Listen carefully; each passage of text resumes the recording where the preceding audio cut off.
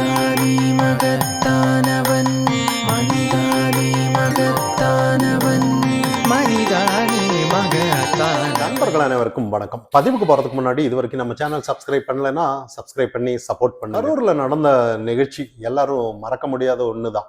ஆனா இந்த இடத்துல எல்லாருக்குமே பலதரப்பட்ட கேள்வி இருக்கு. ஆனா அந்த மாதிரி கேள்வி அதாவது இதுக்கு முன்னாடி அரசியல் முதிர்ச்சி, எதிர்கட்சியானாலும் சரி ஆளுங்கட்சியானாலும் சரி, எல்லாருமே ஏன் நடந்ததுங்கிற ஒரு விஷயத்த யாருமே சொல்லல.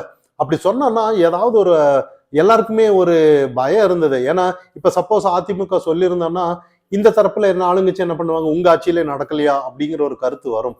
ஆனா எல்லாமே ஒரு பயந்துட்டு இருந்த சமயத்துல அண்ணாமலை நேத்து அந்த கொடுத்த பிரஸ் மீட்டிங் தான் எல்லாருக்குமே ஒரு மனசுல தெளிவு உண்டாக்கி இருக்குன்னு தான் நம்ம கவனிக்கணும்.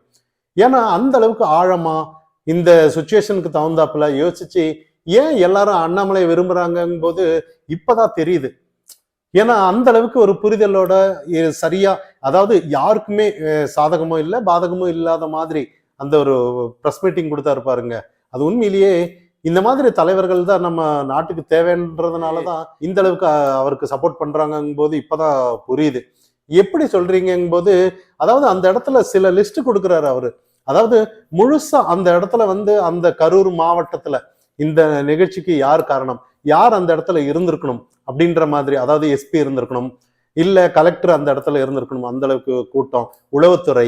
அப்போ அதே நேரத்துல அந்த அளவுக்கு போலீஸ் ப்ரொடெக்ஷன் இருக்கா, இருக்குன்னு சொல்றாங்க. ஆனா அந்த இடத்துல இல்லைன்னு இவர் சொல்றாரு. அப்போ இந்த மாதிரி சில விஷயங்கள் எல்லாம் சொல்லிட்டு வரும்போது ஏன் ஃபர்ஸ்ட் அவங்கள ஏன் நடவடிக்கை எடுக்கல அப்படின்னு சொல்றாரு. எஸ்பி மேல ஏன் நடவடிக்கை எடுக்கல, கரூர் கலெக்டர் மேல ஏன் நடவடிக்கை எடுக்கல அப்படின்னு சொல்றாரு. இப்போ இதை தாண்டி இன்னும் ஒரு அரசாங்கத்தை தான் முதல் குற்றவாளி என்ன சொல்றாரு. ஏன்னா இந்த மாதிரி விஜய்க்கு அந்த அளவுக்கு கூட்டம் வர்றாங்கன்னு தெரியும். நீங்க ஏன் அந்த இடத்துல சூஸ் பண்ணி கொடுக்குறீங்க, அந்த இடம் சரியில்லைன்னா கூட்டம் நிறைய இருக்குன்னா இல்லைன்னு சொல்லிட்டு போங்க, அவங்க வேற ஏதோ ஒரு நீதிமன்றம் போய் ஏதோ ஒண்ணு அவங்க கேட்ட இடத்த வாங்கிக்குவாங்க அப்படின்னு சொல்றாரு. இதை தாண்டி இன்னும் நிறைய கேள்விகள், இன்னைக்கு நிறைய சந்தேகங்கள் வர்ற மாதிரி தான் எல்லாருமே ஒவ்வொரு பக்கமும் ஒவ்வொரு விஷயத்த பேசிட்டு இருக்கிறத நம்ம கவனிக்கிறோம். அப்போ இந்த இடத்துல அண்ணாமலை அவர்கள் நிறைய, அதாவது ஆளுங்கட்சி தான் முதல் குற்றவாளி அப்படின்னு சொல்றாரு. இன்னொரு விஷயம், விஜய் தொண்டர்களையும் ஏன் நீங்க உங்க வீட்டுல உங்களுக்கு ஒரு பையன் இருக்கலாம், இல்ல அப்பா இருக்கலாம், எல்லாமே இருக்கலாம், ஆனா ஒவ்வொருத்தருக்கும் உங்க குடும்பத்துக்கும் நீங்க தான் சொத்து, ஆனா ஏன் நீங்க இந்த மாதிரி இருக்கீங்க அப்படின்னு சொல்றாரு. விஜய் அவர்களுக்கும் ஒரு அறிவுரை சொல்றாரு. ஏன் நீங்க இந்த மாதிரி ஷெட்யூல் மாத்திக்குங்க, இந்த மாதிரி சனி ஞாயிறுன்னு ஏன் வைக்கிறீங்க, நிறைய கர்ப்பிணி பெண்கள் நிறைய பேர் குழந்தைகளோட வர்றாங்க, ஆனா மற்ற நாளுன்னா கொஞ்சம் ஷெட்யூல் மாத்தினா நல்லா இருக்கும். இல்லாம காவல்துறையும் சொல்றாரு, இந்த அளவுக்கு டியூரேஷன் ஏன் மாத்தி நீங்க கொடுக்குறீங்க, அதாவது இந்த அளவுக்கு டியூரேஷன் ஏன் அதிகப்படுத்தி கொடுக்குறீங்க, கரெக்டா டைம் கொடுக்கல தானே, இந்த மாதிரி நீங்க 3 மணில இருந்து நைட்டு 10 மணின்னு சொல்லும் போது ஏதோ ஒரு நேரத்துல வரலாங்கிற ஒரு இதுலதான் அவங்க வந்திருப்பாங்க. அப்ப 3 மணிக்கும் பேசலாம், நைட்டு 10 மணிக்கும் பேசலாங்கிற ஒரு எண்ணம் இருக்கும். ஆனா முழுக்க முழுக்க இந்த பிரச்சனைக்கு உளவுத்துறை இல்ல காவல்துறை இந்த மாதிரி நீங்க தான் காரணம். இதனாலதான் இன்னொரு விஷயத்த சொல்றாரு. என்டையர், அதாவது இன்னைக்கு தமிழகத்துல ஒரு கிரௌட் கண்ட்ரோல் செயலிழந்து கிடைக்குது அப்படின்னு சொல்றாரு. அதாவது கள்ளக்குறிச்சி ஆனாலும் சரி, அதுக்கு முன்னாடி ஏர் ஷோ ஆனாலும் சரி, எல்லா விஷயத்தையும் மேற்கோள் காட்டி அவர் சொல்றதை நம்ம கவனிக்கிறோம். ஆனா இதெல்லாம் தாண்டி இன்னைக்கு ஒவ்வொரு விஷயம், இன்னைக்கு தாவேக வழக்கறிஞர் ஒரு விஷயத்த சொல்றாரு. அதாவது போஸ்ட்மார்ட்டம் ரிப்போர்ட் நடக்குது. போஸ்ட்மார்ட்டம் சில இடத்துல 6 மணிக்கு பின்னாடி நடக்காது, 6 மணிக்கு முன்னாடி நடக்காது. அதாவது சாயந்தரம் 6 மணி, அதாவது சூரியன் மறைஞ்சப்புறம், அதே சூரியனுக்கு முன்னாடி யாரும் போஸ்ட்மார்ட்டம் பண்றது இல்லை.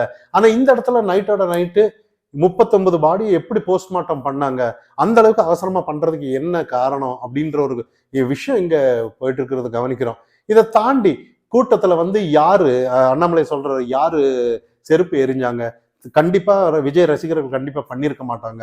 அப்ப யாரோ கூட்டத்துல வந்திருப்பாங்க. அப்ப தடியடி ஏன் நடந்துச்சு, ஆம்புலன்ஸ் தேவையில்லாம ஏன் சுத்தி சுத்தி வருது. அப்போ இதெல்லாம் தாண்டி நிறைய கருத்துக்கள் சொல்லும் போது முதலமைச்சர் கூட இன்னைக்கு ஒரு வீடியோ விட்டுருக்கிறாரு. யாரும் வதந்தி எல்லாம் பரப்பாதீங்க, இனிமே நாங்க இந்த அரசு யாரும் உயிர் போற மாதிரி யாரும் அந்த அளவுக்கு வைக்க மாட்டாங்க அப்படின்ற மாதிரி கருத்து சொல்றாரு.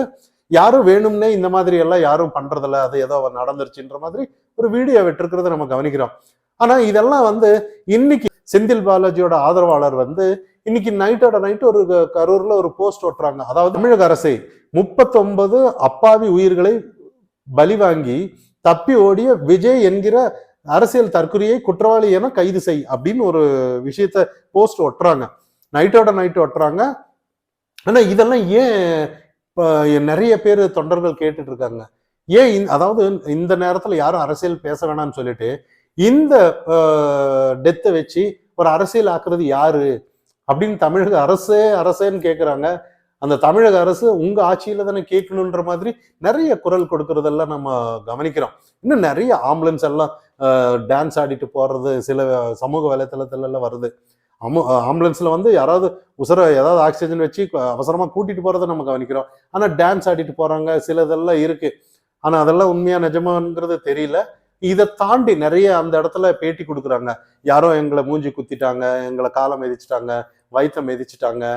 ஆனா திடீர்னு வந்து போலீஸ்காரங்க வர சொல்லும் போது ஹெல்ப் கூப்பிடும் போது வரல அப்படின்றாங்க ஒரு தரப்பு.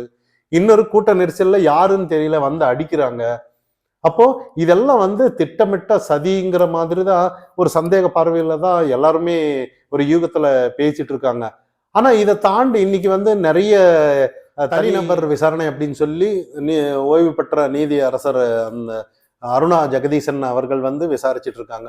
அதுக்கும் வந்து நிறைய பேர் எதிராக குரல் கொடுக்கறத நம்ம கவனிக்கிறோம். ஏன்னா பொதுமக்கள் கிட்ட போய் பேட்டி எடுத்து என்ன ஏதுன்னு கேட்க சொன்னா திமுக ஆதரவாளர்கள்கிட்டயே போய் நீங்க பேட்டி எடுக்கிறீங்க அப்படின்ற மாதிரி கருத்துக்கள் அங்க நிறைய வந்துட்டு இருக்கு. அப்போ இதெல்லாம் பார்க்கும்போது இன்னைக்கு வந்து நிர்மலா சீதாராமன் அவர்கள் போயிருக்காங்க, அண்ணாமலை, எல் முருகன்ஜி இவங்க எல்லாம் போயிருக்காங்க. அப்போ இந்த இடத்துல வந்து பொதுவா அதாவது யாரு பாதிக்கப்பட்டார்களோ அவங்க கிட்டதான் போய் பேட்டி எடுக்கணுங்கிற ஒரு முறை, அவங்களதான் விசாரிக்கப்படணும் அப்படிங்கிறது ஒரு முறை. ஆனா இங்க வந்து ஏதோ ஒருத்தர் வந்து இங்க சமூக வலைத்தளத்துல வர்றதெல்லாம் பார்த்தோம்னா ஏதோ திமுக ஆதரவாளர்கள், செந்தில் பாலாஜி ஆதரவாளர்கள் தான் அந்த இடத்துல பேட்டி கொடுக்கறத நம்ம கவனிக்கிறோம். ஆனா எது எப்படி ஆனாலும் விசாரணைக்கு வரும், சிபிஐக்கு கண்டிப்பா கொடுக்கணும் தானே. ஏன் தமிழக அரசு பயப்படுறாங்க சிபிஐக்கு கொடுக்கறதுக்கு? வந்து அஜித் மரணத்துல எல்லாம் சிபிஐக்கு நீங்க கொடுத்தீங்க, ஏன் இதை நீங்க கொடுக்கறதுக்கு பயப்படுறீங்க அப்படின்னு அண்ணாமலை அவர்கள் குரல் கொடுக்கறத நம்ம கவனிக்கிறோம். ஆனா இந்த இடத்துல வந்து ஒட்டு மொத்தமா இன்னைக்கு வந்து அண்ணாமலை சொன்ன கருத்து வந்து யாருக்குமே எதிரான கருத்து இல்லை. அது அனைத்து மக்களுக்கான ஒரே ஒரு ஈக்குவலா சொல்ற விஷயம்தான். இங்க வந்து யாரும் அதாவது ஆளுங்கட்சிக்கு எதிர்ன்னு இல்லை, இதே டிவி கேட்க ஆதரவுன்னு சொல்லி இல்லை, முழுக்க முழுக்க மக்களுக்கானதுன்னு தான் நம்ம இந்த இடத்துல கவனிக்கணும்.